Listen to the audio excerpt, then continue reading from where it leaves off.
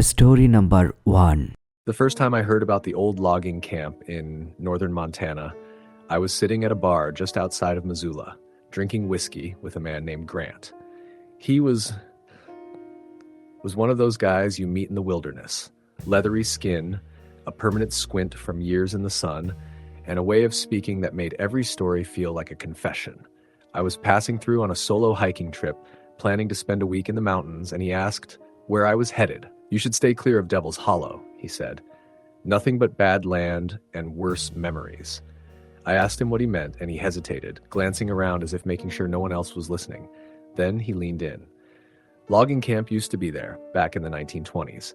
A lot of men went missing, strange sickness, accidents. One winter, a whole crew just vanished. No bodies, no tracks. They sent search parties, found nothing but axes stuck in trees, half-cut logs, like the men had been working one second and gone the next. He took a long sip of his drink. "Forrest took 'em." I laughed a little, thinking he was just trying to scare me. He didn't laugh back. "I know a guy," he said. "Went up there last fall. Came back 2 days later, shaking like a leaf. Said he heard voices at night, saw figures in the trees. He won't talk about what happened, but he won't go back either." I should have listened. I set out the next morning, determined to prove the ghost stories wrong. The hike started like any other. Cool air, towering pines, the smell of damp earth. I followed an old, overgrown trail leading deeper into the forest, winding through hills and valleys until I reached the spot my map marked as Devil's Hollow.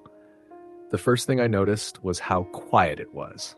No birds, no insects, just the distant sound of wind through the trees. The clearing was wide, surrounded by tall pines that seemed older than time itself.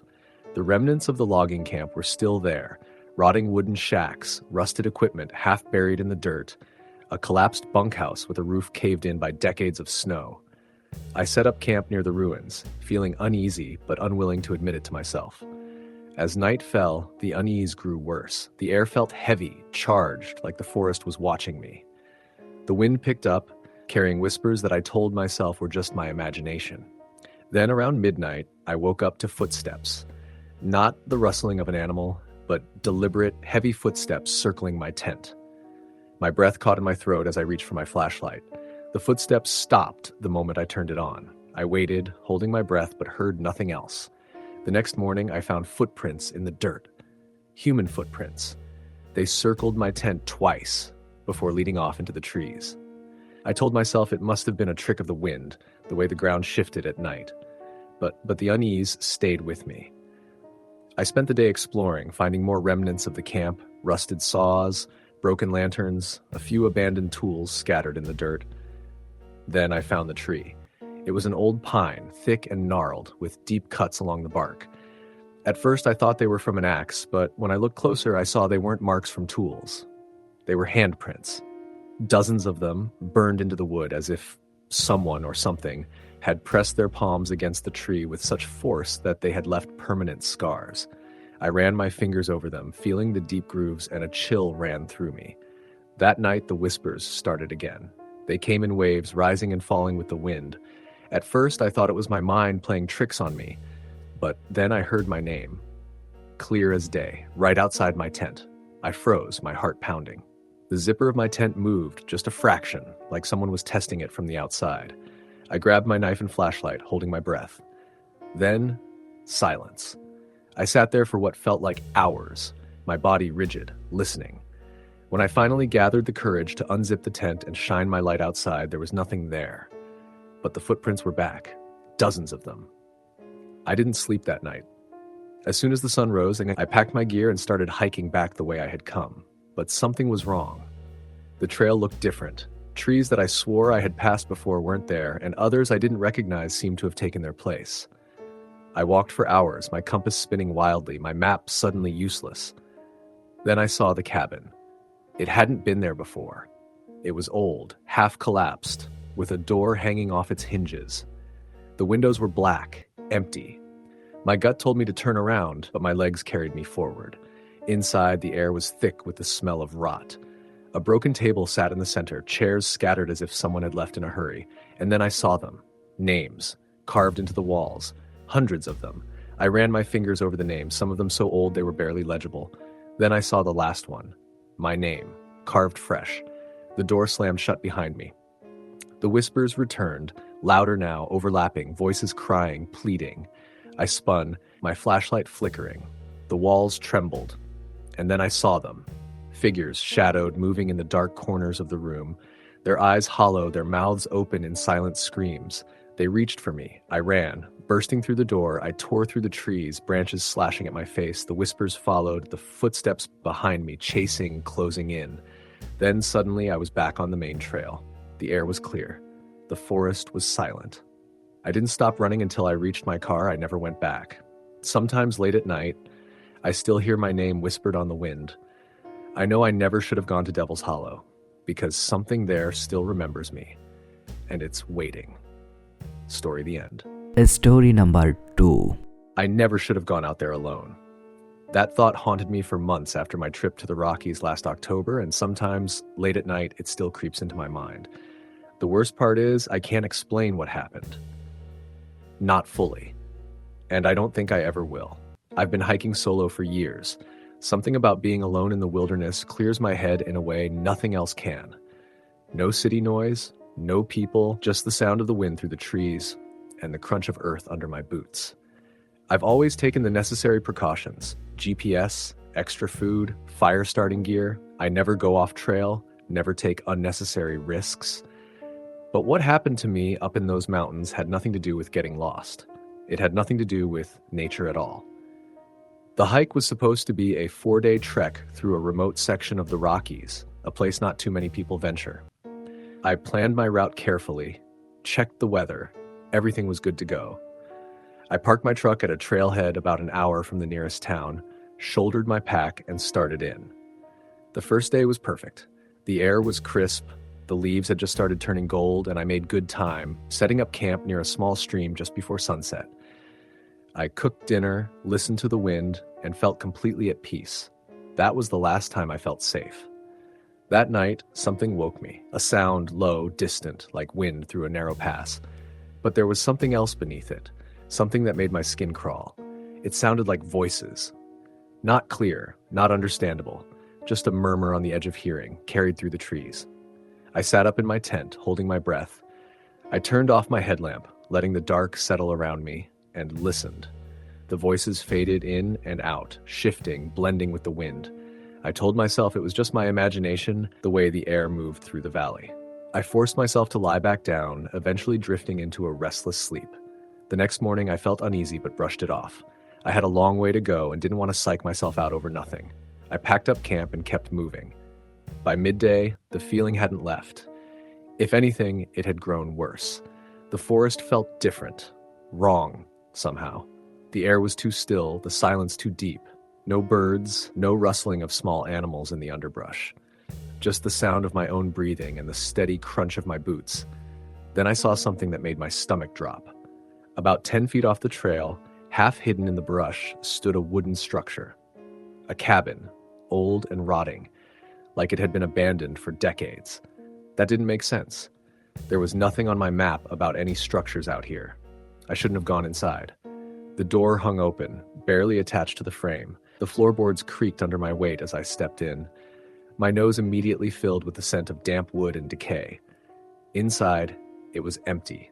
No furniture, no signs of life. Just dust and the feeling that I wasn't alone. The walls were covered in scratches. Not words, not symbols, just deep, uneven gouges like something had clawed at the wood over and over again. I backed out quickly, my pulse hammering. That's when I saw the footprints. They were in the dirt outside the cabin, leading to where I stood. Human footprints. Barefoot. And they weren't mine.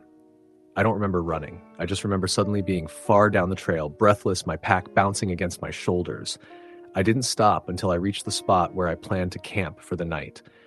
I told myself I had imagined the footprints, that they had been old, that there was a reasonable explanation. But deep down, I knew better. That night, the voices came back, closer this time. The wind had died completely, but the murmurs remained. I couldn't understand the words, but I could hear the emotion, pleading, desperate. Then I heard something else. Footsteps, soft, deliberate, moving around my tent. I gripped my knife and stayed perfectly still. My breath came shallow, my ears straining. The steps stopped right outside my tent flap. And then the fabric moved. Not like the wind catching it, like fingers running along the outside, tracing the zipper. I didn't move, didn't breathe. Then, as suddenly as it started, the presence was gone. I lay awake until dawn, knife still clutched in my hand. When the sun finally rose, I unzipped the tent slowly, peering out. Nothing, no footprints, no signs of anything unusual. But I knew what I had felt. I packed up and left. Fast. The entire hike back, I felt it. Something watching me, keeping pace just out of sight. I never saw anything, but I felt it in my bones. When I finally reached my truck, I threw my gear in, locked the doors, and peeled out of there without looking back. I haven't gone back to the Rockies since, but sometimes, when I'm alone at night, I hear it again, the whispers, calling my name. And I know that whatever was in those woods hasn't forgotten me. Story the end. Story number 3. It had been a long time since I'd gone backpacking alone, and the pull of the wilderness had gotten stronger over the years. I'd done group hikes, day trips, and weekend excursions with friends. But this time I wanted to test myself. I wanted to reconnect with the solitude, the peace of being away from people, and the chaos of life.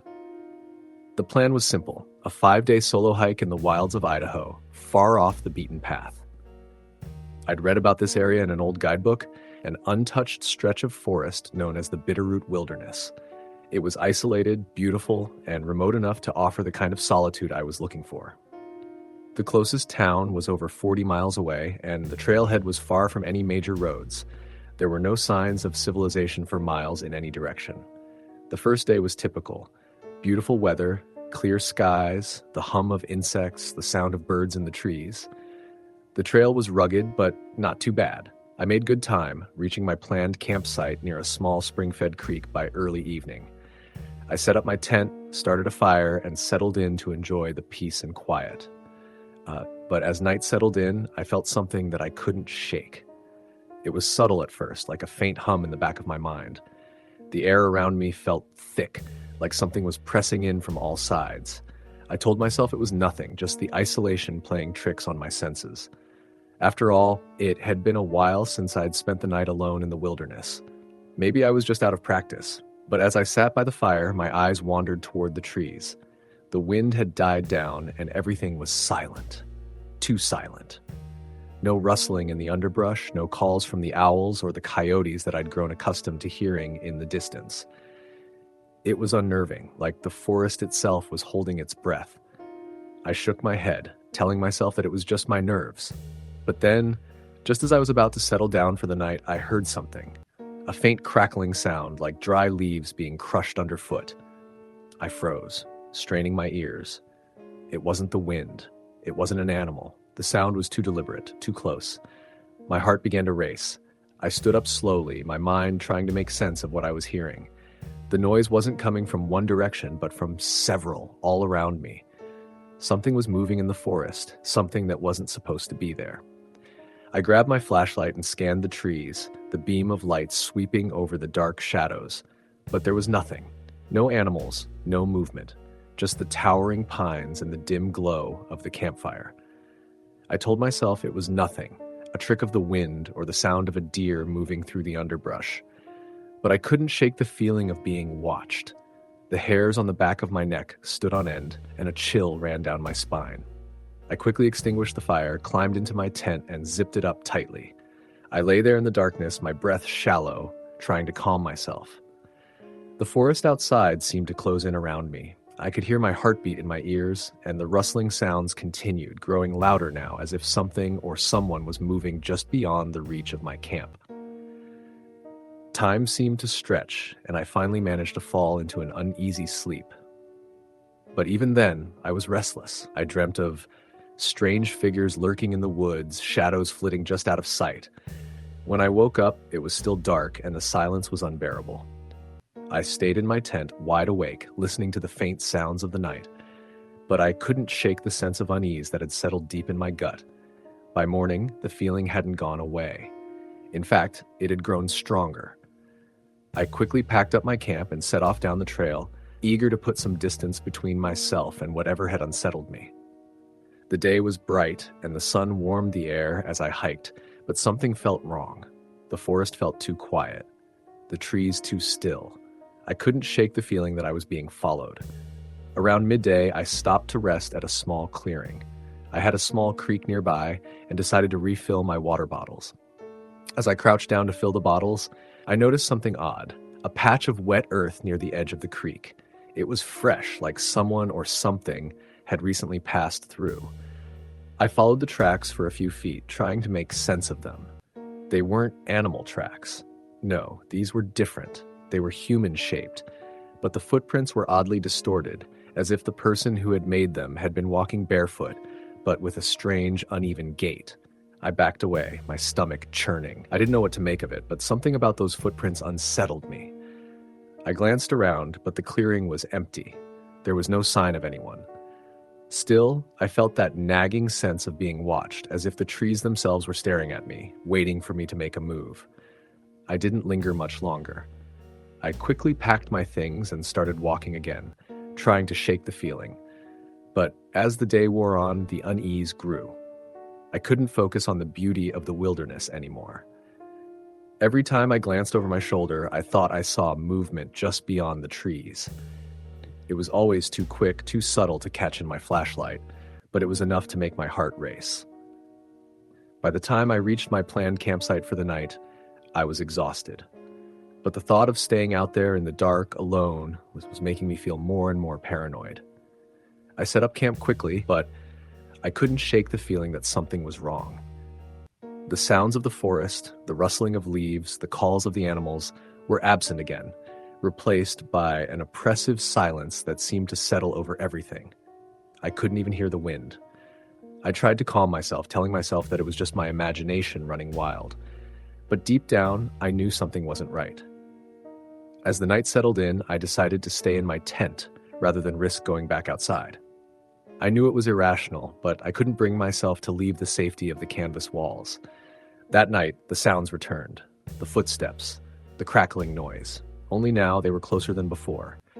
I could hear them moving around my tent, circling it. The sound of someone or something walking through the dry leaves, deliberately and carefully. I froze with my breath catching in my throat. There was no wind, no animals, just the soft, measured steps that seemed to be surrounding me. I gripped my flashlight, holding it tight in my hand, but I didn't dare turn it on. I knew that whatever it wasn't interested in being seen. The footsteps stopped. For a moment, there was nothing but silence. And then, in the stillness, I heard it. A whisper. A low, guttural murmur that sent a chill through my bones. It was coming from outside the tent. The voice was close, too close. It was as if someone was standing right beside me, speaking just out of reach. I couldn't make out the words, but the tone was unmistakable. A plea, a warning. I lay there, paralyzed, unable to move. The whispering continued, but the words still didn't make sense. It wasn't in English or any language I recognized. It sounded almost ancient. I don't know how long I stayed like that, but eventually the whispers stopped. The footsteps retreated, slowly, as if whatever was outside had lost interest in me. The next morning, I packed up my camp in a hurry, not caring about leaving things behind. I was done. There was no way I could stay out there any longer. I made my way back to the trailhead, not looking back. I was constantly aware of the presence that seemed to follow me, always just behind my shoulder, waiting for me to turn around. The forest was silent now, but the air felt heavier, as though the trees were closing in, watching me. When I reached my truck, I didn't stop. I threw my gear in the back and drove straight to town without a second thought. I never went back to that trail. I don't think I ever will. And to this day, I still hear that whisper, faint and distant, in the back of my mind. I don't know what I encountered out there in the Bitterroot Wilderness, but I'm certain that whatever it was waiting for me. Story number 4. I was only 18 when I decided to spend a week hiking alone in the wilderness. My parents were against it, but I had always been an adventurer, someone who loved the silence of the forest, the call of the wind through the trees, and the challenge of surviving on my own in the wild. I'd spent plenty of time hiking with friends before, but this time would be different. It would be just me, my gear, and the mountains. I chose a remote location, deep in the forest, far away from any established trails or campsites. The area was known for its isolation and beauty, a place where few ventured. The locals had their own stories about it, whispers of strange disappearances, of hikers who went in but never came back. But I brushed it off. I figured that if people had been lost, it was probably due to poor planning or bad luck. I wasn't going to let a few ghost stories scare me. The first day went smoothly. I set up camp by a small stream with the sun setting behind the peaks. The air was crisp, the sky clear, and everything felt peaceful. I gathered wood, made a small fire, and cooked a simple dinner. I even got a chance to take a few pictures of the breathtaking scenery. As night fell, I sat by the fire, staring into the flames and listening to the distant sounds of the forest. The world felt endless, and for the first time, I truly understood why people came here: to escape, to find peace. But as the night wore on, the sounds around me started to change. At first, it was subtle, the rustle of leaves in the breeze, the distant call of an owl. But then I began to hear something else. Something faint, like whispers. At first, I thought it was just the wind, or maybe animals moving through the underbrush. But the whispers grew louder, and I felt a cold chill run down my spine. I turned around, expecting to see someone standing there, but the area was empty. There was no one. I tried to shake it off. My mind was playing tricks on me. I was alone in the wilderness, and it was just the solitude getting to me. But the whispers continued, and soon they started to take shape. I could make out words now, but they were incoherent, like a conversation I wasn't meant to hear. My heart began to race, and I reached for the flashlight in my pack, shining it into the trees around me. Nothing. For a moment, I considered packing up and leaving, but I quickly dismissed the thought. I was here for a reason, to prove to myself that I could do this. I couldn't let fear control me, so I decided to head to bed and hope that the eerie feeling would pass by morning. The night passed in restless sleep, filled with strange dreams that I couldn't quite remember when I woke up. The forest outside was still and quiet, the morning fog rolling in from the valley below. I packed up my gear and set out again, hoping to put the unsettling experience behind me. The next few days were a blur of hiking through dense woods and rocky terrain. I found some incredible views, stood on cliff edges that gave me a sense of freedom I'd never felt before. But the deeper I went into the forest, the stranger things became. It wasn't just the whispers anymore. It was the feeling that something was always watching me. I would catch movement in the corner of my eye, shadows darting between the trees. Every so often, I'd hear a twig snap or a rustling sound coming from behind me. I'd spin around, expecting to see an animal, but there was nothing. Just the trees, the rocks, the unbroken silence of the wilderness. On the fourth day, something happened that I couldn't explain. I was resting on a large boulder by a creek when I noticed something strange in the water. It was a reflection, but not of me. It was a face, pale and gaunt, with hollow eyes staring back at me. I froze, my heart skipping a beat. I reached out for my camera, hoping to capture the moment, but when I looked again, the face was gone. I shook my head, trying to make sense of what I had seen. It must have been a trick of the light, I told myself. The water had been disturbed, and my mind had filled in the gaps. But as I stood up to leave, I couldn't shake the feeling that something was wrong. I packed up quickly and moved on, my steps quick and unsteady. That night, the temperature dropped sharply. I huddled in my tent, my breath visible in the cold air. The forest around me seemed eerily still. No wind, no animals, just the quiet. I tried to ignore the sense of dread that had settled over me, but it was hard. The whispers had returned, but this time they were louder, clearer. I could hear them from all directions, coming from deep within the woods. I lay there in the dark, trying to tell myself it was just my mind playing tricks, but I couldn't ignore the feeling of eyes on me. Something was out there, something that didn't want me here. In the morning, I packed up and decided to head back to civilization. I didn't care if it was early or late. I just wanted to leave. But as I retraced my steps, I realized something was off. The landscape didn't look the same. The trees seemed closer together, the path more narrow. I had been walking in a straight line, but now I was unsure of my direction. The landmarks I had passed on the way in were gone, replaced by unfamiliar terrain. I panicked. I had been hiking for hours, but there was no sign of the trail, no sign of anything familiar. I pulled out my map and compass, but they were no help. The map seemed out of date, and the compass spun in wild circles. My phone had no signal. The wilderness was swallowing me up, and I had no idea where I was. As the day wore on, my anxiety grew. The forest felt oppressive, as if it were closing in around me. The whispers returned, this time accompanied by the unmistakable sound of footsteps behind me. I would turn around quickly, but again, there was nothing. By nightfall, I was exhausted. I hadn't found the trail, and I couldn't bring myself to camp in the same spot again, so I kept walking, stumbling through the dark, hoping I would find my way out.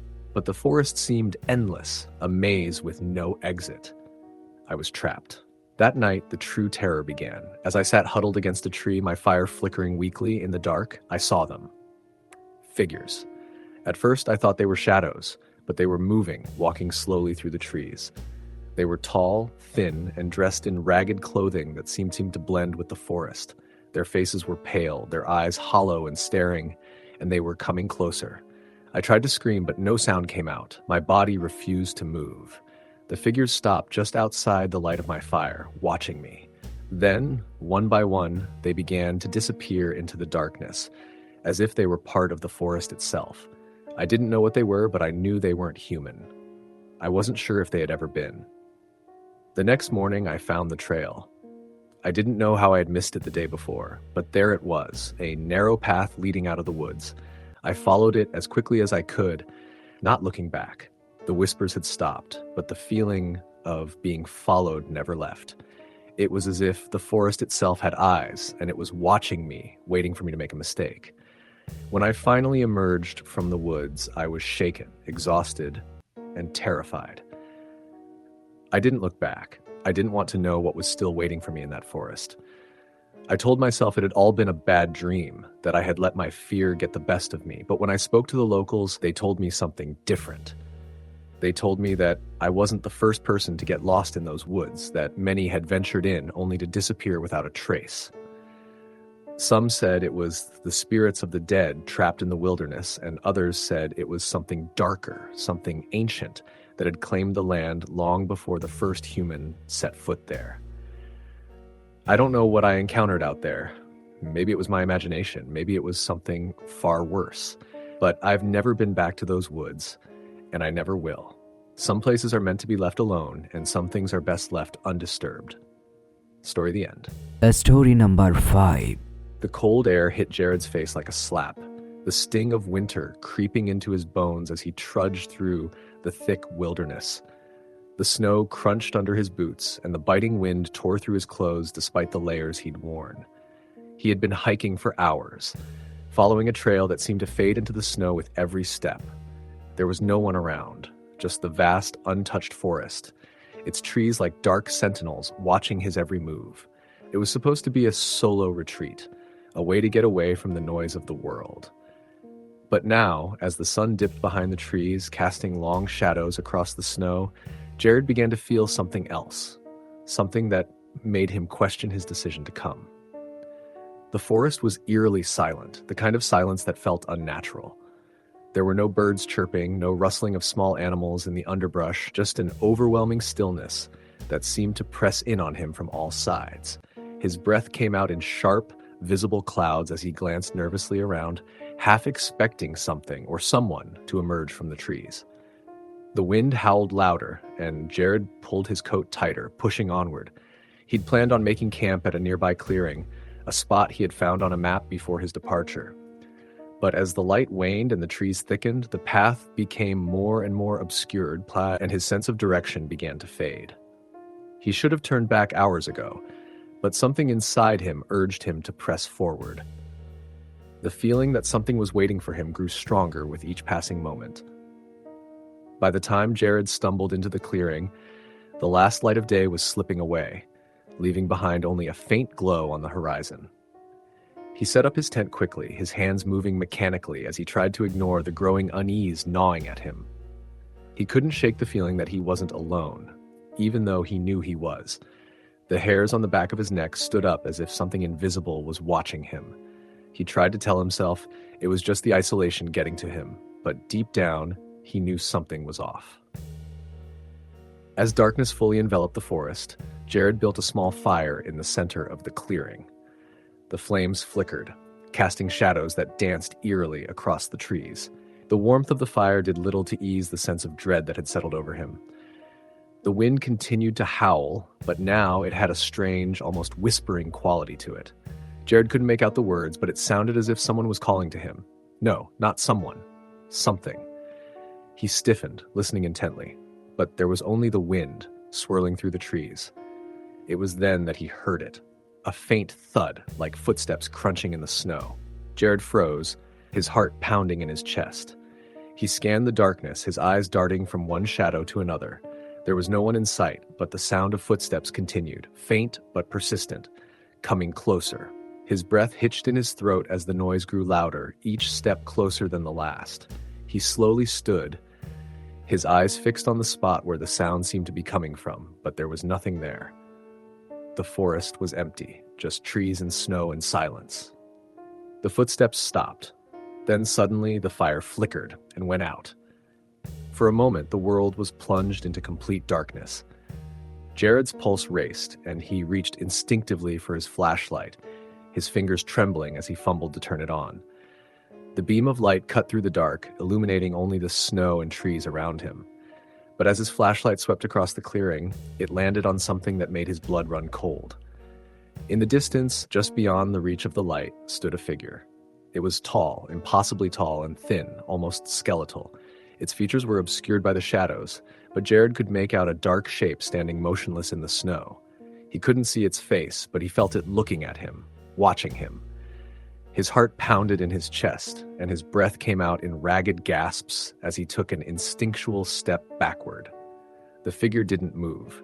Panic gripped Jared's chest as he backed away slowly, his mind racing.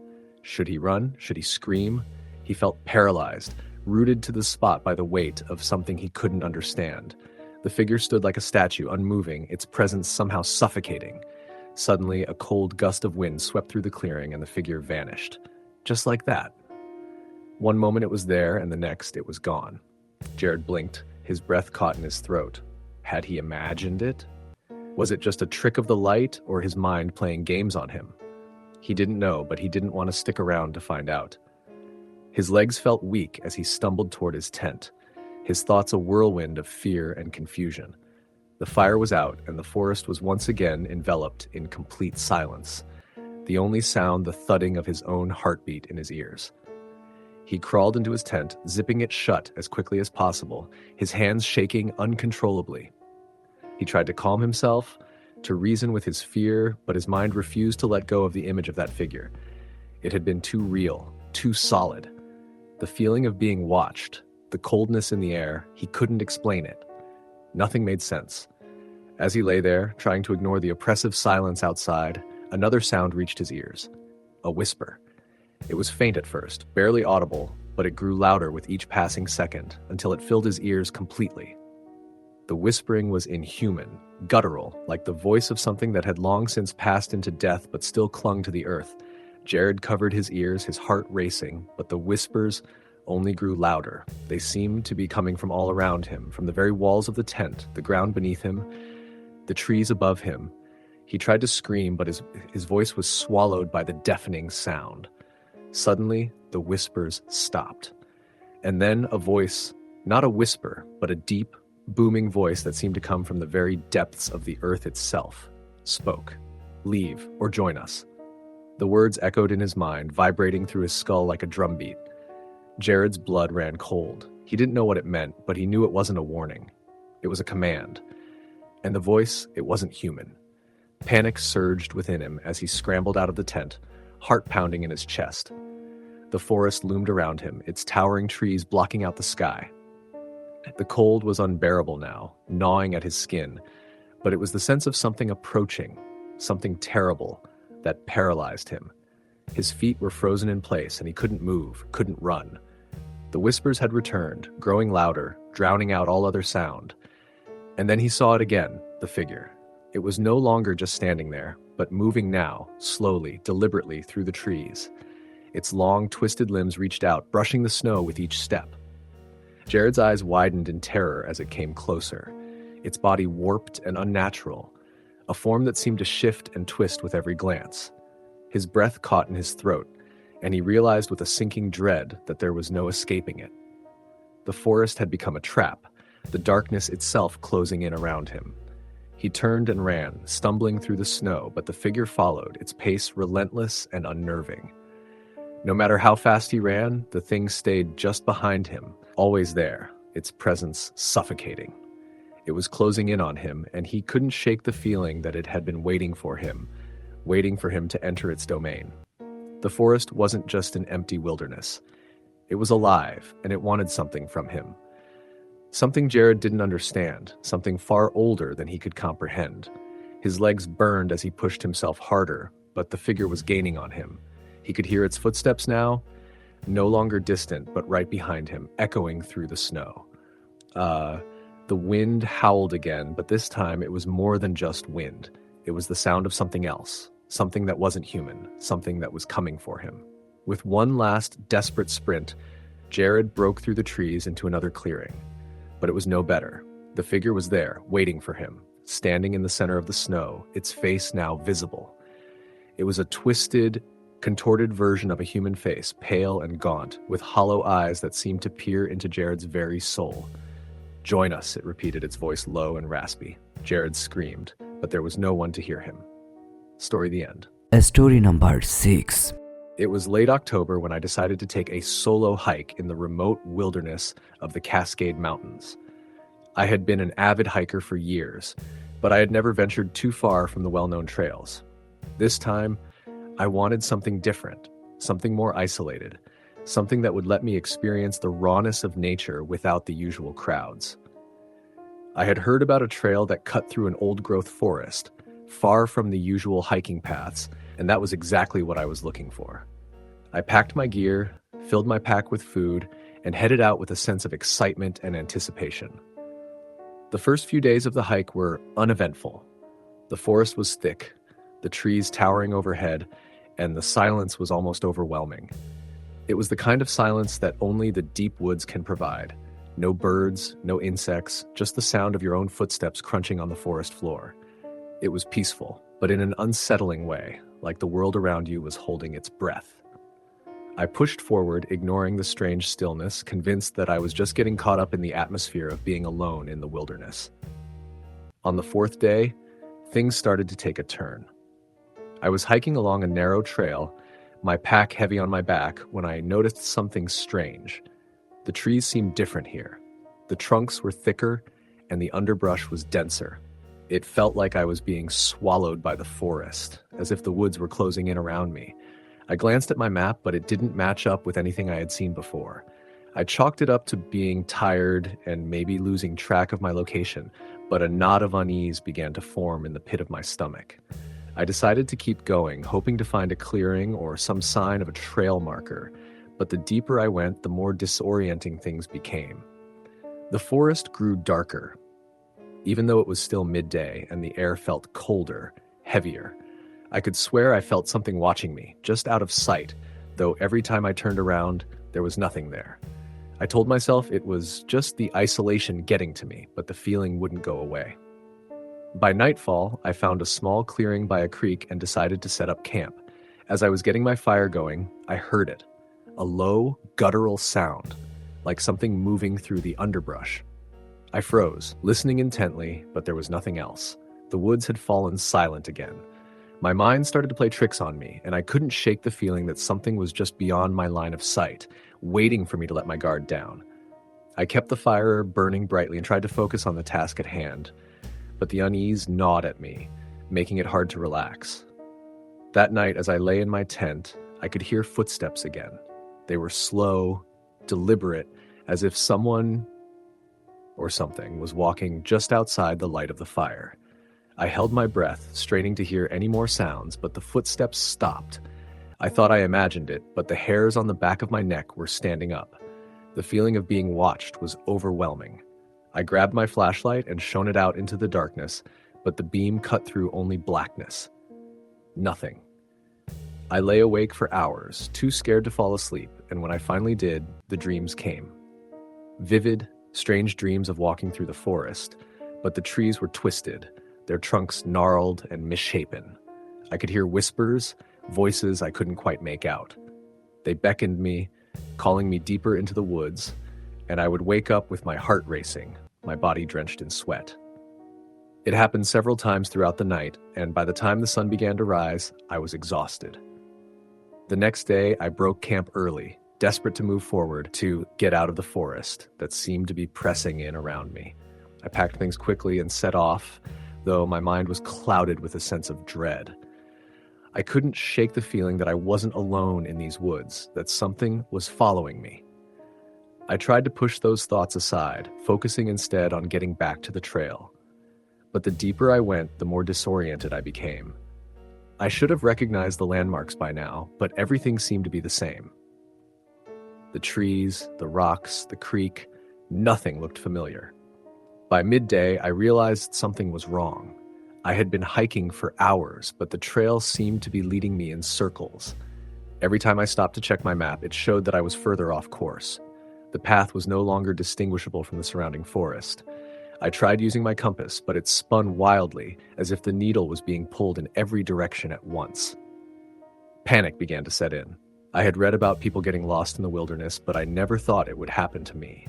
I knew I had to stay calm, but the fear was starting to rise. As I moved forward, I noticed something strange.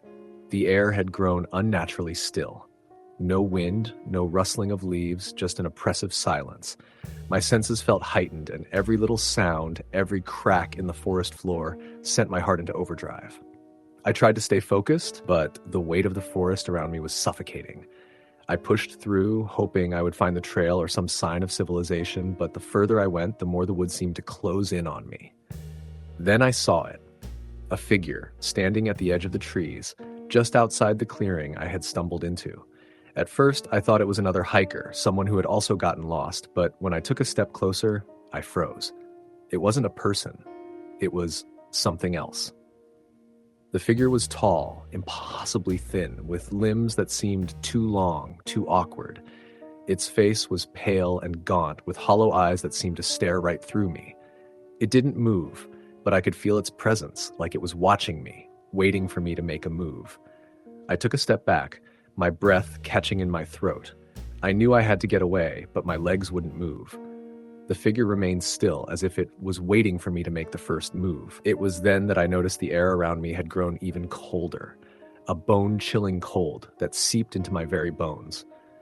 I could see my breath, and the world around me seemed to become shrouded in mist. I finally broke free from my paralysis and ran. I didn't look back. I just ran as fast as I could, pushing through the trees, tripping over roots and rocks, my heart pounding in my chest.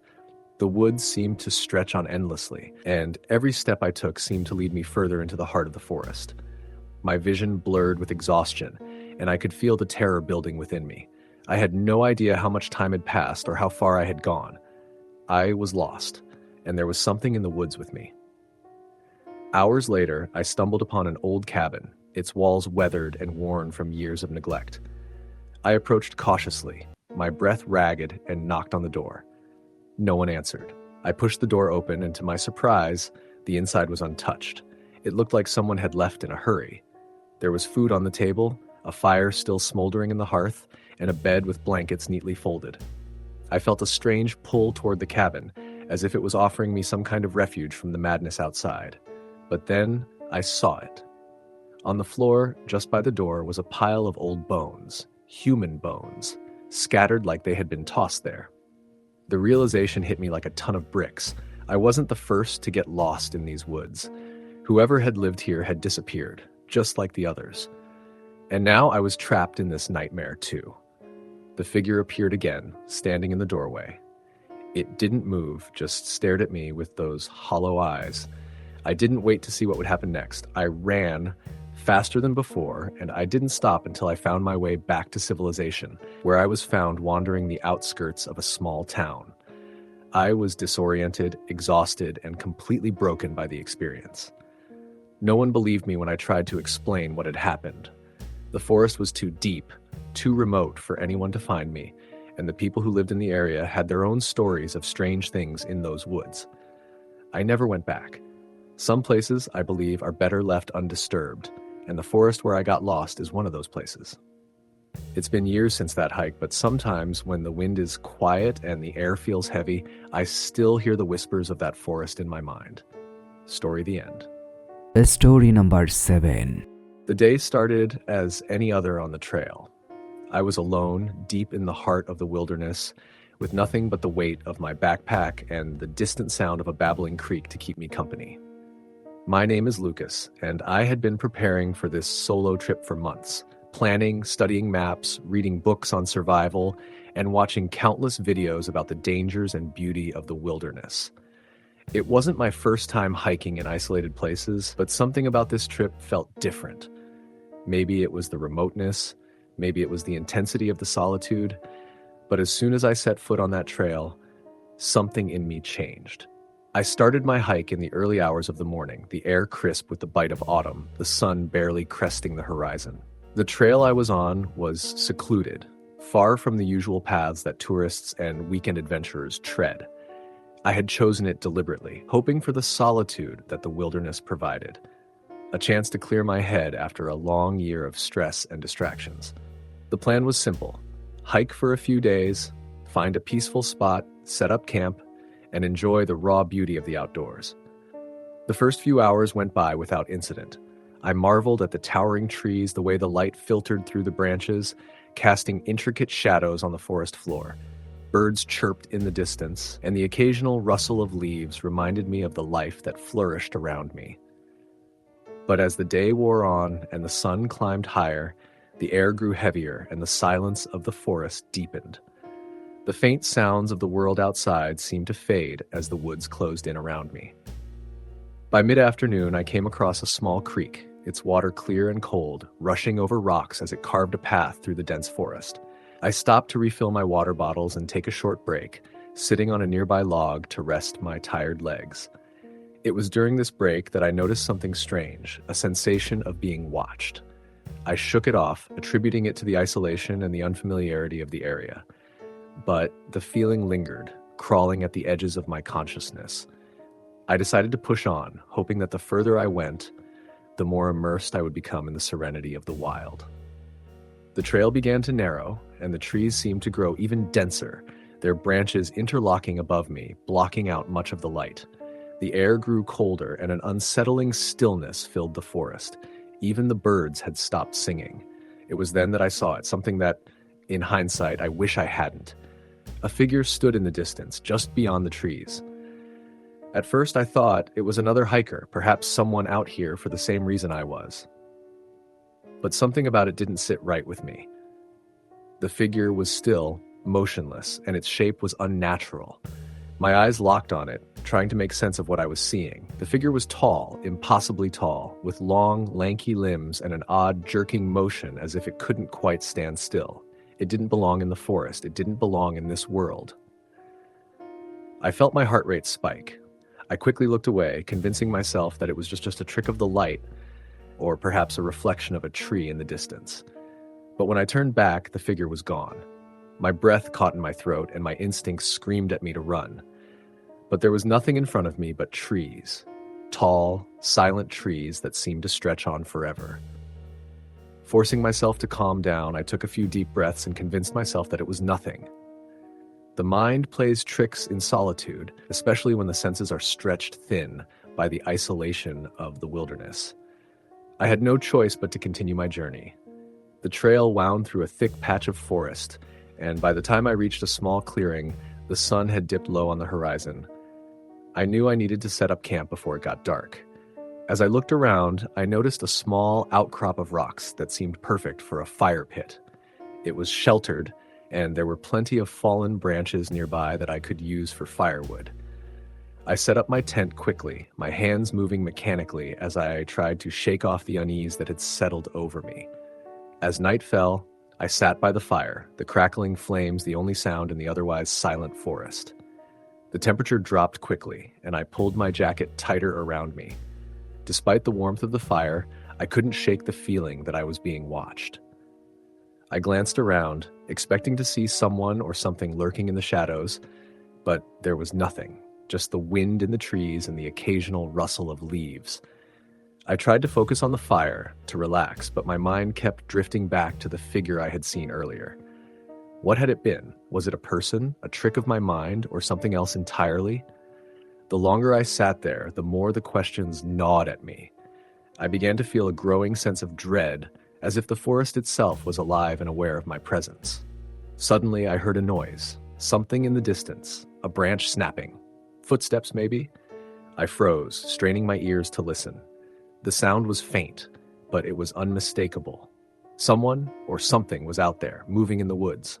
My heart pounded in my chest as I grabbed the flashlight from my pack and turned it on. The beam cut through the darkness, illuminating the trees in sharp contrast. I scanned the area, my breath quickening, but there was no one there. The forest was still, too still. The footsteps stopped, but the tension in the air remained. I sat there for what felt like an eternity, staring into the darkness, waiting for something, anything to happen, but nothing did. After a long moment, I tried to convince myself it was an animal, perhaps a deer or a fox, but deep down, I knew it wasn't. The sound had been too deliberate, too purposeful. I decided to go to bed, hoping that sleep would provide some relief from the unease that had settled over me. I crawled into my tent and zipped it shut, the fabric providing only a thin barrier between me and the wilderness outside. I lay there, wide awake, listening to the sounds of the forest, trying to ignore the creeping feeling of being watched. It wasn't long before I heard the footsteps again. Closer this time. A slow, deliberate pace, like something was circling my campsite. I held my breath, straining to hear more, but the footsteps didn't stop. They kept moving, getting closer and closer. My mind raced, trying to make sense of what was happening. Was it a person? No, it couldn't be. There was no way anyone else was out here, not this deep in the woods. And besides, the steps were wrong. Too slow, too measured. My pulse quickened as the steps drew nearer. I could feel the ground beneath me vibrating with each step. The sound was almost deafening now, like it was right outside my tent. Then, without warning, the footsteps stopped. For a long moment, there was nothing, just the silence of the forest. My breath caught in my throat as I lay frozen, unable to move, unable to think. Then, slowly, a whisper drifted through the air, a voice, soft and distant, but unmistakable. "Get out!" The words were clear, but they weren't spoken in a voice I recognized. It was guttural, as if coming from somewhere far beneath the earth. My heart slammed in my chest as the hairs on the back of my neck stood on end. I wanted to scream, to run, but my body was paralyzed, as if the very air around me had thickened. The whisper came again, this time louder, more urgent. "Get out. Now." Without thinking, I bolted upright, grabbing my pack and flashlight. I flung open the tent door and stumbled outside, the cold air hitting my face like a slap. I didn't look back. I didn't care where I was going, only that I needed to leave. The forest felt alive, its trees pressing in on me as I ran, the whispers following me, echoing through the wind. I don't know how long I ran. The world blurred around me, the sound of my feet pounding the earth, the only thing I could hear. The whispers were still there, growing louder with every step, and then, just as suddenly as they had started, they stopped. The forest was silent again, unnervingly silent. When I finally stopped, out of breath and shaking, I realized I had no idea where I was.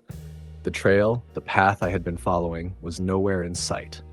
It was as if the forest itself had swallowed it whole.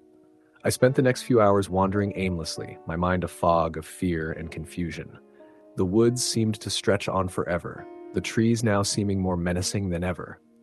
I knew I had to find my way out, but the feeling of being watched never left me. Every rustle in the trees, every snap of a branch made me jump. It wasn't until the first rays of dawn began to break through the trees that I finally stumbled upon a familiar landmark.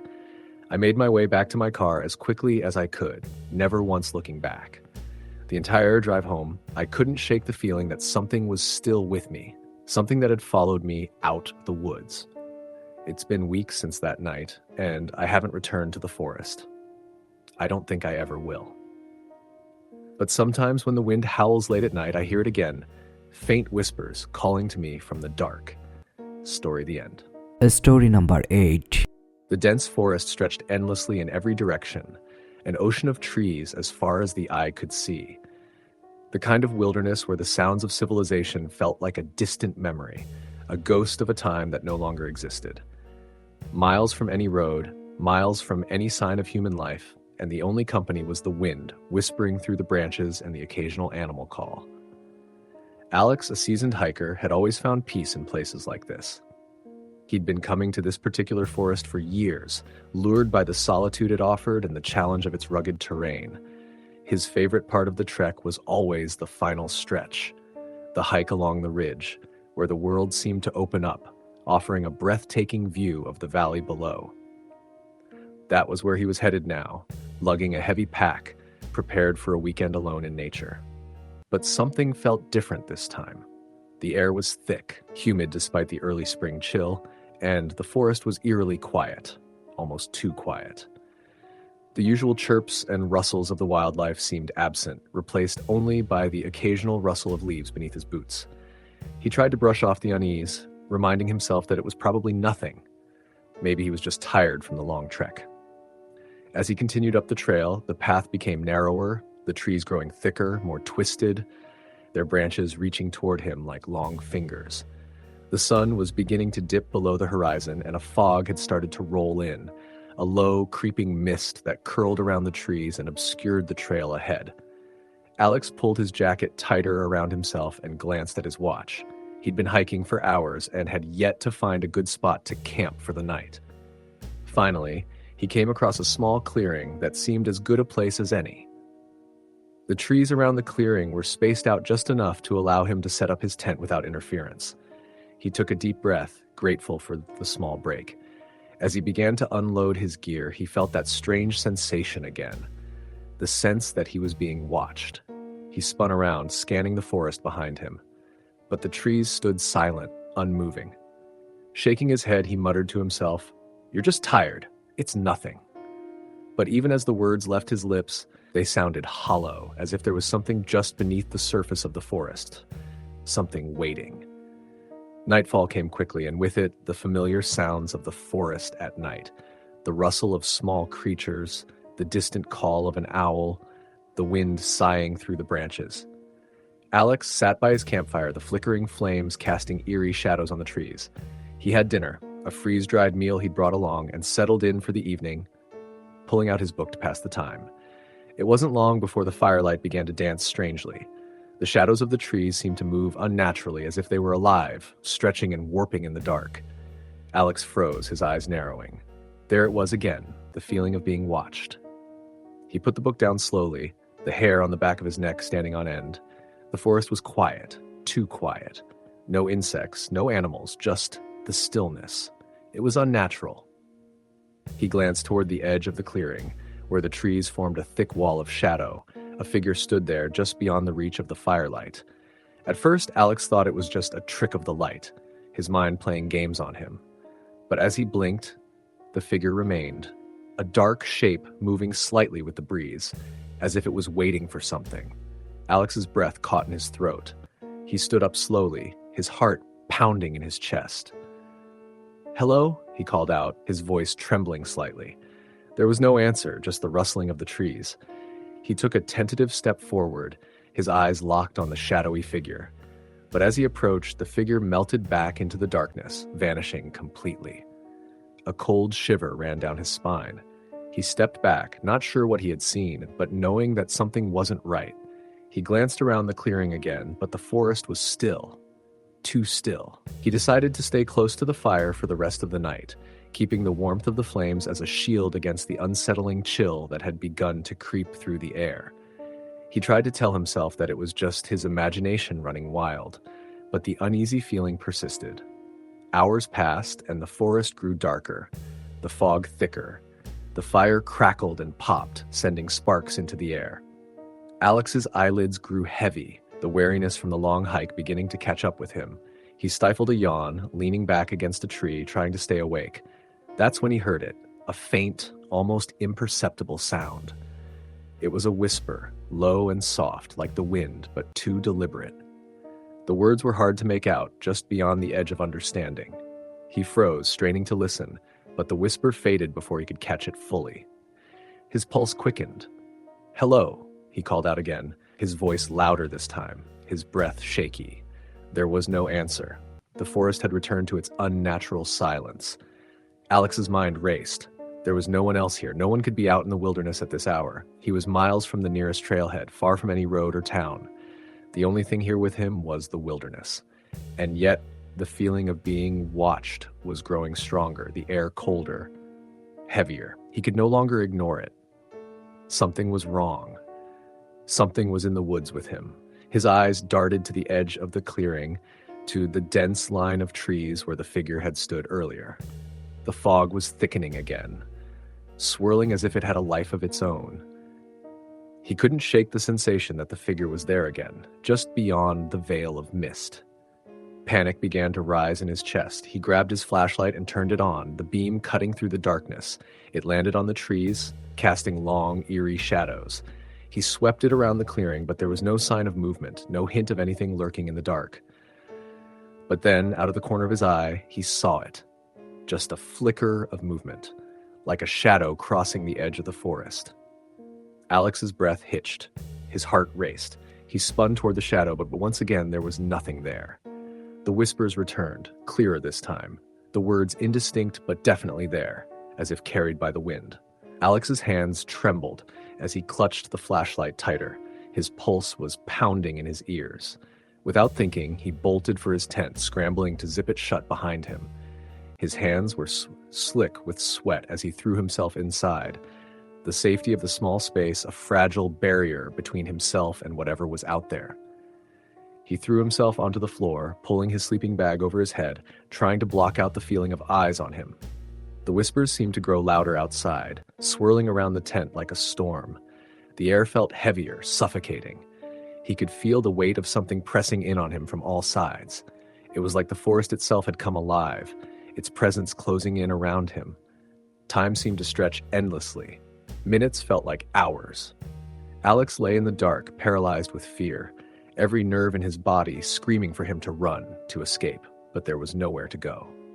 The wilderness surrounded him, and the forest had become a maze of shadows and whispers. And then the unmistakable sound of footsteps, slow, deliberate, and approaching. They were soft, almost imperceptible, but there was no mistaking them. Someone, or something, was out there, moving just beyond the edge of the tent.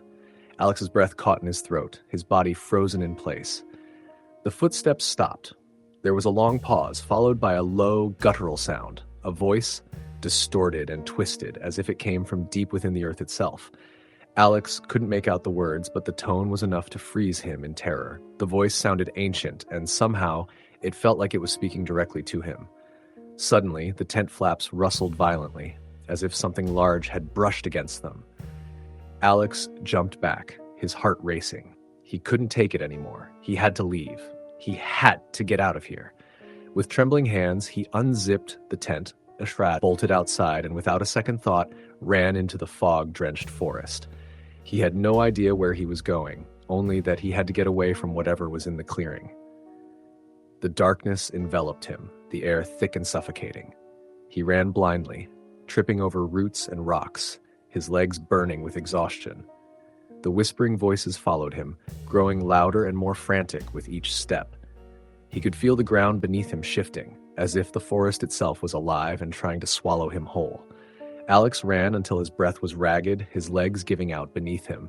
He collapsed to the ground, gasping for air.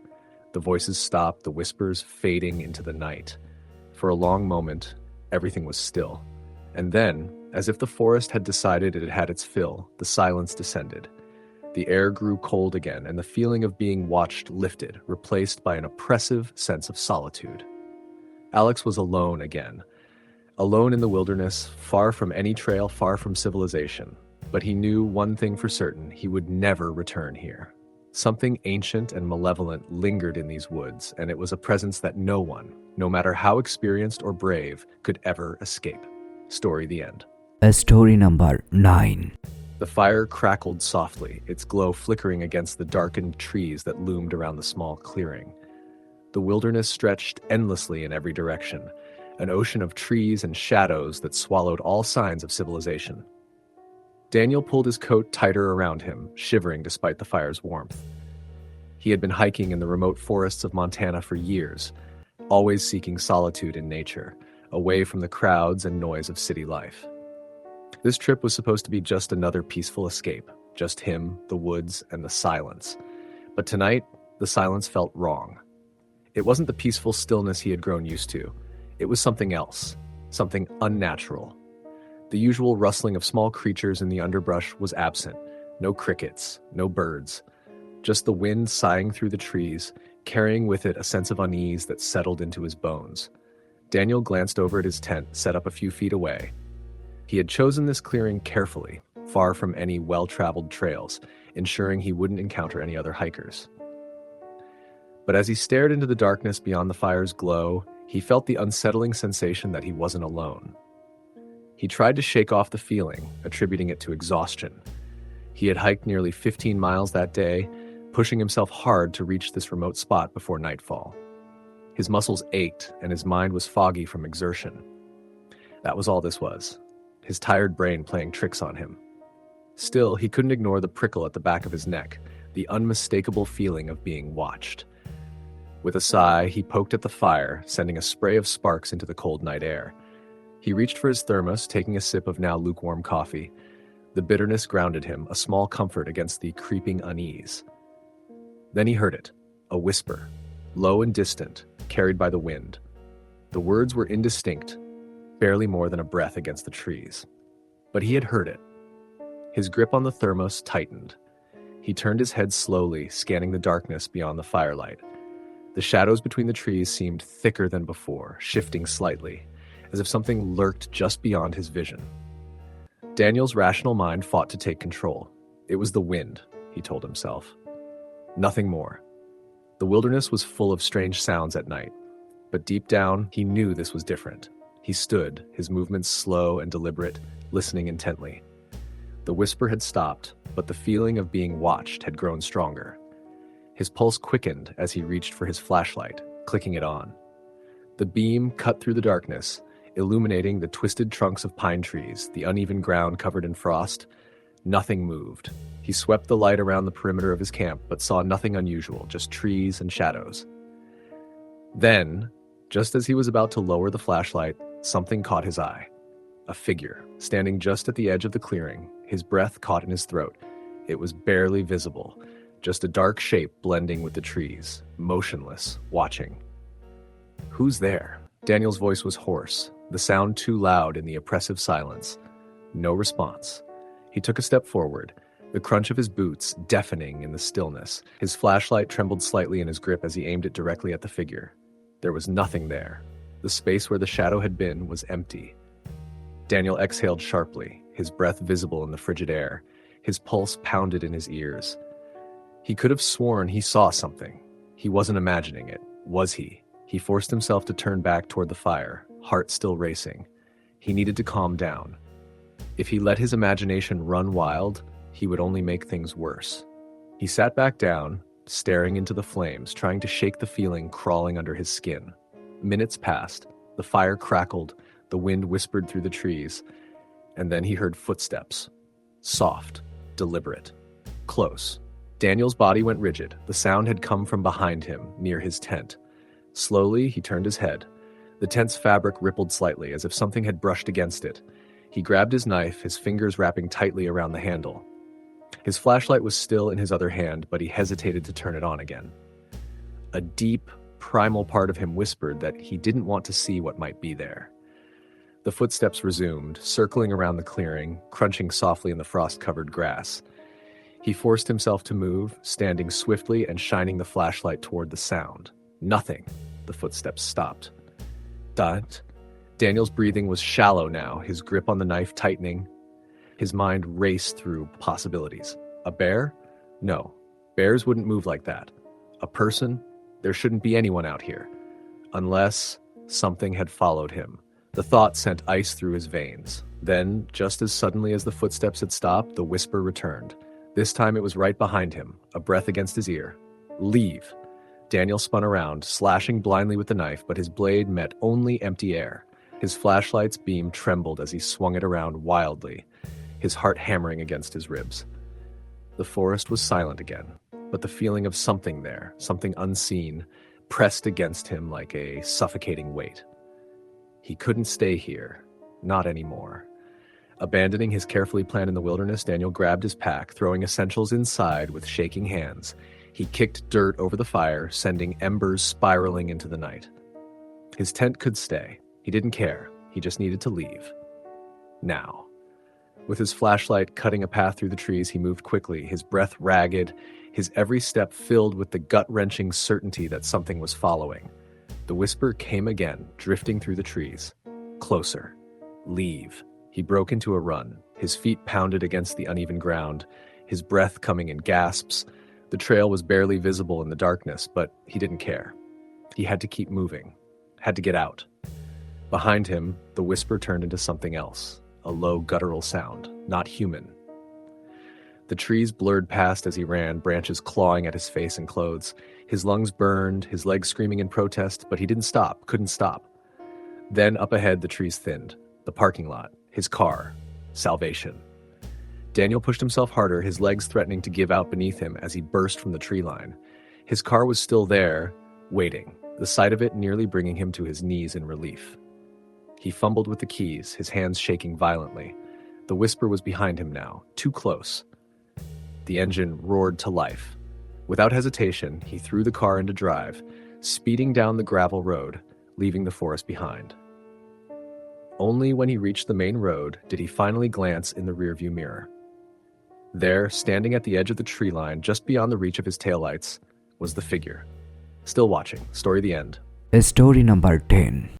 Story number 11. The fire had burned low, its embers glowing faintly in the dense blackness of the forest. A cold wind whispered through the trees, stirring the branches like skeletal fingers against the night sky. Michael sat close to the fire, rubbing his hands together for warmth, but the chill of the deep woods clung to his skin. He had been hiking for 2 days, pushing deeper into the Cascade Mountains than he ever had before, seeking solitude, seeking the silence that only nature could provide. He had always preferred to hike alone, trusting in his own skills, his own ability to navigate the wilderness without the distractions of companions. But tonight, for the first time in years, he wished he wasn't alone. The night felt different. Michael had set up camp just before dusk, finding a flat clearing near a small frozen lake. The air was crisp, carrying the scent of pine and damp earth. His tent was pitched, his supplies neatly arranged, his fire burning steadily. Everything was as it should be. Yet the moment the sun had vanished behind the peaks, the woods had grown unnervingly silent. The usual sounds of nocturnal life, rustling leaves, distant owl calls, the occasional crack of a branch under the weight of some unseen creature, were absent. It was as if the forest was holding its breath. He tried to push the thought away, blaming his unease on exhaustion. He had hiked nearly 15 miles that day, the steep terrain leaving his legs aching and his mind foggy. He pulled his sleeping bag closer, letting the fire's warmth sink into his bones, and tried to focus on the gentle pop of burning wood. Then he heard it. A whisper. Michael froze, his body going rigid. The sound was faint, barely distinguishable from the wind, but it was there. A soft murmur, like a voice just beyond the edge of hearing. He turned his head sharply, scanning the darkness beyond the fire's glow. The forest was an abyss, the trees forming an impenetrable wall of black. His breath came slow and steady, his pulse quickening. He waited, straining to hear. Silence. The whisper was gone. He exhaled, shaking his head. The wind, he told himself. Just the wind playing tricks on his tired mind. Still, the feeling of being watched clung to him, an unsettling weight pressing against his chest. He added more wood to the fire, watching the flames leap higher, chasing back the shadows. He had been camping in the wilderness for years, had spent countless nights alone in places far more remote than this. And yet, tonight, he felt vulnerable in a way he never had before. The whisper came again. This time, it was closer. Michael shot to his feet, his breath hitching. His flashlight was in his pack, but he hesitated to grab it. Something deep in his gut warned him that he didn't want to see whatever might be out there. The fire crackled, sending a cascade of sparks into the air. The darkness beyond remained unbroken, the trees standing silent, unmoving. Then the whisper turned into something else. A low, guttural voice, barely above a breath. Leave. Michael's blood ran cold. The voice had come from directly behind him. His body reacted before his mind could process it. He spun around, stepping away from the sound, his heart hammering. The fire's light only reached so far, leaving the forest beyond shrouded in darkness. He held his breath, listening. Nothing. But the air was different now, thick with something unseen, something watching. He grabbed his flashlight and flicked it on, the beam cutting a narrow path through the void. His breath came in ragged gasps as he swept the light over the trees, searching. A shape moved, just for a second, just at the edge of the light. He whipped the flashlight back to the spot, his hands shaking. Nothing was there. The wind howled through the trees, but he barely heard it over the pounding of his own heart. Every instinct screamed at him to run, to leave everything behind and get out of these woods. But he forced himself to stay still, to think. He wasn't a superstitious man. He didn't believe in ghosts or spirits or anything beyond what could be explained by logic and reason. But logic wasn't helping him now. The voice had been real. The whisper had been real. And whatever had moved in the darkness was still out there. Michael made a decision. He wasn't staying the night. Moving quickly, he gathered his gear, stuffing what he could into his pack. His hands trembled as he worked, his body screaming at him to hurry. The fire was dying down again, the light retreating, shadows creeping closer. A branch snapped. Michael's head snapped up. The sound had come from the trees to his left. Something was moving in the darkness. His breath came fast, panic rising in his throat. He grabbed his pack and slung it over his shoulders, his flashlight beam shaking as he scanned the forest. And then he saw it. A figure, standing motionless between the trees. It was barely more than a shadow, its form obscured by the darkness, but it was there. Tall, thin, unmoving, watching. Michael's body locked up, his muscles refusing to obey. He couldn't see a face, couldn't make out any features, but he felt its eyes on him, felt its gaze like ice against his skin. Then, slowly, the figure moved. It took a step forward and the fire flickered violently, as if reacting to its presence. Michael bolted. He ran blindly, crashing through the underbrush, his breath ragged, his legs burning. The flashlight swung wildly in his grip, its beam bouncing off the trees as he sprinted. Behind him, the whisper returned, closer than before. Leave. He didn't look back. Branches tore at his arms, his feet stumbling over rocks and roots, but he didn't stop. He could feel it behind him, feel it closing the distance. Then suddenly, the trees broke apart. The trail. His truck was just ahead, parked at the edge of the dirt road. He sprinted the last stretch, his lungs on fire. The keys were already in his pocket. He yanked them out, fumbling as he reached the driver's side door. His hands were shaking too badly to get the key in the lock. Then from the trees, something stepped into the open. The figure stood at the edge of the woods, barely visible in the dim glow of his truck's headlights. Michael's breath hitched. It wasn't human. It was wrong. Too tall. Its limbs too long. Its face obscured by shadow, shifting, as if the darkness itself was alive. Michael shoved the key into the lock, threw the door open, and scrambled inside. He slammed the door, locking it, his entire body trembling as he started the engine. The headlights illuminated the trees. The figure was gone. He didn't wait. The tires spun on the dirt road as he threw the truck into gear, speeding away from the campsite, from the woods, from whatever had been watching him. He didn't stop driving until he reached the nearest town, until the forest was far behind him. For years after that night, he told himself it had been exhaustion, paranoia, the tricks of a tired mind. But deep down, he knew the truth. He hadn't been alone in those woods, and whatever had whispered to him that night had wanted him to stay. Story the end. Story number 12. The forest was eerily quiet, the only sound coming from the occasional rustle of wind through the trees. Kevin had been hiking for most of the day, following a barely visible game trail deep into the wilderness. He had always preferred the isolation of nature, the quiet hum of the wild that drowned out the noise of everyday life. This trip was supposed to be like any other, a few days alone, just him, and the endless stretch of trees, mountains, and sky. But as the sun dipped below the horizon, casting long shadows across the forest floor, an unease settled deep in his bones. He couldn't explain it, not logically, but something felt wrong. Kevin shook off the thought and focused on setting up camp. He found a relatively flat clearing, surrounded by towering pines, and pitched his tent. After gathering firewood, he built a small fire, its flickering flames offering a false sense of security in the growing darkness. As he ate a simple meal of dried fruit and jerky, he took in his surroundings. The forest stretched endlessly around him, an impenetrable wall of trees. The isolation was comforting in a way. Out here, he was free, and yet the quiet felt unnatural. Normally, the woods came alive at night with the sounds of insects, distant owls, the occasional crack of a branch as some unseen animal moved through the underbrush. But tonight, there was nothing, just silence. Kevin shifted uneasily, stirring the fire with a stick. He told himself it was his imagination. He had been hiking hard all day, and exhaustion had a way of making the mind play tricks. Still, he couldn't shake the feeling that someone was watching him. As the fire burned lower, his eyelids grew heavy. He crawled into his tent, zipping the flap tightly behind him, and lay back against his sleeping bag. The warmth of the fire outside cast a faint glow through the fabric, and he closed his eyes, willing himself to sleep. Then he heard it, a whisper.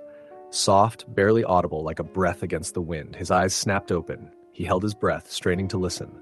Nothing, just the wind moving through the trees. Kevin exhaled slowly, rubbing his face. He was being ridiculous. It was just the wind, nothing more. He rolled onto his side, trying to ignore the creeping unease settling into his gut. Minutes passed. Then, just as he was drifting off, he heard it again. Closer this time. A voice. Not words, exactly, but something unmistakably human. A soft murmur just beyond the thin fabric of his tent. His blood ran cold. He sat up abruptly, heart pounding, ears straining. The fire outside had burned low, casting only the faintest glow. His breath felt too loud in the suffocating silence. Then a sound, a footstep, crunch. Something was moving just outside the tent. Kevin's pulse slammed against his ribs. His fingers tightened around the handle of his knife, his only real weapon. He swallowed hard and forced himself to speak. Hello? His voice was hoarse, barely above a whisper. Silence. The woods swallowed his words. Then, another whisper, right outside the tent. His body went rigid. He could hear it clearly now, a voice fragmented and distant, like someone speaking just beyond the edge of understanding. He squeezed his knife, his hands slick with sweat, and then the whispering stopped. For several agonizing moments there was nothing, just his own ragged breathing, the pounding of his heart. Then something brushed against the side of the tent, a soft, deliberate movement. Kevin exploded into action. He grabbed his flashlight and flicked it on, unzipping the tent in one swift motion, and thrust the light into the darkness. Nothing. The clearing was empty. The trees stood silent and unmoving, their twisted branches reaching skyward. His fire was nearly out, casting only weak embers into the cold air. Kevin's breath came in sharp gasps. His hands trembled as he swept the flashlight's beam around the perimeter of his camp. No tracks, no sign of movement. Nothing. But he knew what he had heard. Something had been there, watching, whispering. A deep, primal instinct screamed at him to leave. He had been in the wilderness long enough to know when he wasn't welcome. Whatever was out there, it wasn't an animal. And it wasn't human. Kevin made his decision. He wasn't staying the night. Moving quickly, he gathered his essentials, stuffing them into his pack with shaking hands. His body screamed for him to move faster, to get out, to run. But then he heard something that made his blood freeze. Laughter. Low. Breathless. Coming from the trees. Kevin didn't hesitate. He grabbed his pack, doused what remained of the fire, and took off down the trail, his flashlight beam bouncing wildly. His legs burned with exertion, but he didn't stop. He couldn't. Behind him, the whispering started again. Closer. The laughter, thin and ragged, followed him through the trees.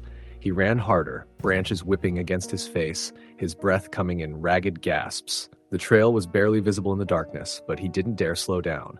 Then, up ahead, his truck. A surge of relief crashed over him. He dug his keys from his pocket, his hands trembling so badly that he nearly dropped them. Fumbling, he yanked the door open and threw himself inside, slamming the lock down. His breath came fast and uneven as he turned the key. The engine roared to life.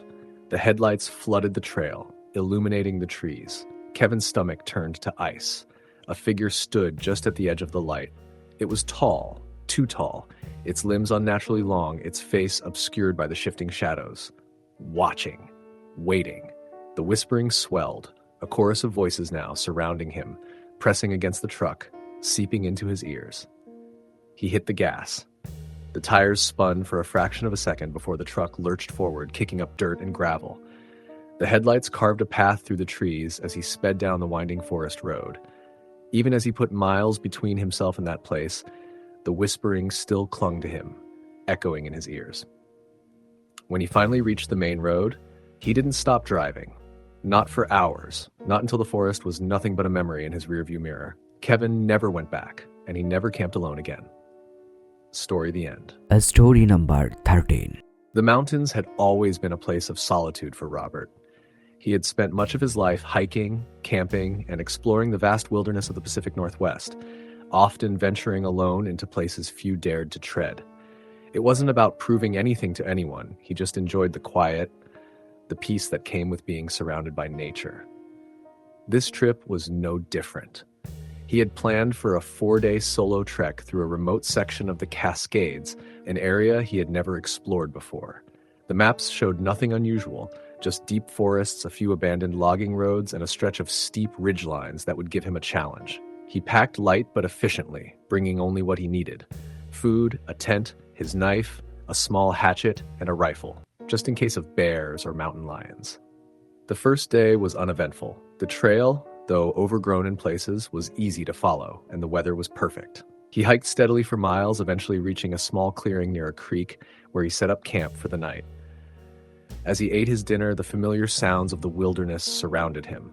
The distant hoot of an owl, the rustling of leaves in the wind, the trickling of water over rocks. It was comforting, familiar. But sometime in the middle of the night, he woke up suddenly, heart pounding. Silence. The kind of silence that didn't belong in the woods.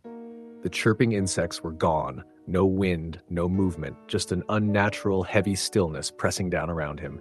He listened, holding his breath. Then he heard it. A soft, shuffling sound. Not an animal. Too deliberate. Robert slowly reached for his rifle, keeping as quiet as possible. His fingers wrapped around the stock, his thumb resting near the safety. He strained to hear, but the sound had stopped. The silence stretched on for what felt like forever. Finally, he let out a slow breath, trying to convince himself that it had been nothing, just a trick of his half-asleep mind. He lay back down, but sleep didn't come easily. The next morning, he found something that made his stomach tighten.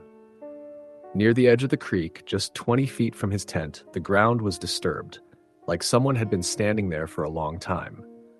The earth was scuffed, small patches of grass uprooted, but there were no footprints, no tracks, nothing to explain it. Robert frowned, his instincts tingling with unease. He had been in the woods long enough to trust his gut, and something about this felt off. Still, he pressed on. The second day took him deeper into the wilderness. The trail became harder to follow, but he was used to navigating without clear paths. By mid-afternoon, he reached a high ridge that gave him a breathtaking view of the forest stretching for miles below. He sat there for a while, enjoying the solitude, the vastness of it all. Then he saw movement. Far below, near the tree line, something shifted. Robert squinted, adjusting his position. It was hard to tell what he was looking at, but there was something. A figure? Maybe a person? But they weren't moving right.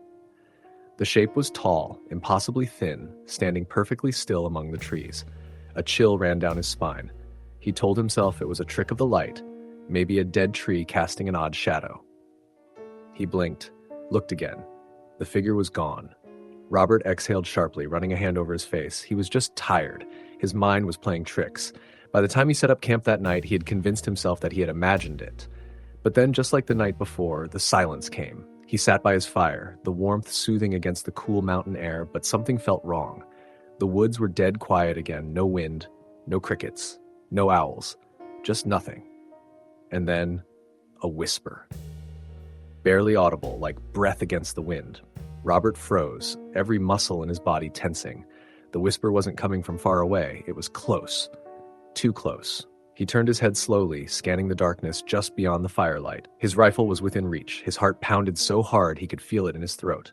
Then, footsteps. Soft, deliberate, coming from the trees. He grabbed his rifle and stood, his breathing shallow. "Who's there?" he called. His voice sounded too loud in the dead silence. No response. His flashlight was in his pack. He fumbled for it with one hand, keeping the rifle steady with the other. When he finally clicked it on, the beam cut through the darkness, landing on the trees in front of him. Nothing. Just trees. But something wasn't right. He swept the light back and forth, and that's when he saw it. A shape just beyond the edge of the light. Tall. Thin. Watching. The second the light touched it, it moved. Not like a person. Not like an animal. It jerked almost like it was glitching, its body twisting in ways that didn't make sense. Robert felt his breath hitch in his throat. Then it was gone. No sound, no movement, just gone. He stood there for what felt like an eternity, his grip tight on the rifle, his flashlight beam shaking. He was not alone out here. Something was watching him, something that wasn't human. He didn't sleep that night. He sat with his back against a tree, his rifle across his lap, waiting for the first light of dawn. When the sun finally rose, he wasted no time. He packed up and started hiking back the way he came, moving as fast as the terrain allowed. But the feeling of being watched never left. Every so often he would hear something, whispers just beyond the range of his hearing, footsteps where there should be none. Then, hours later, as he neared the old logging road where his truck was parked, he saw something that made his stomach drop. Footprints, not his, leading from the forest to his truck, and then stopping, like whoever or whatever had been following him had just vanished. His hands trembled as he unlocked the door and got in, locking it behind him. He started the engine, his pulse hammering in his ears. And that's when he saw it, in the rearview mirror, a figure, standing at the edge of the trees, watching him. Robert didn't hesitate. He hit the gas, speeding down the dirt road, refusing to look back. He didn't stop driving until he was miles away, until the dense trees gave way to open roads and civilization. He never went back to that part of the mountains again. And he never hiked alone after that, because whatever was out there, whatever had followed him, it wasn't human. And it was still watching. Story the end.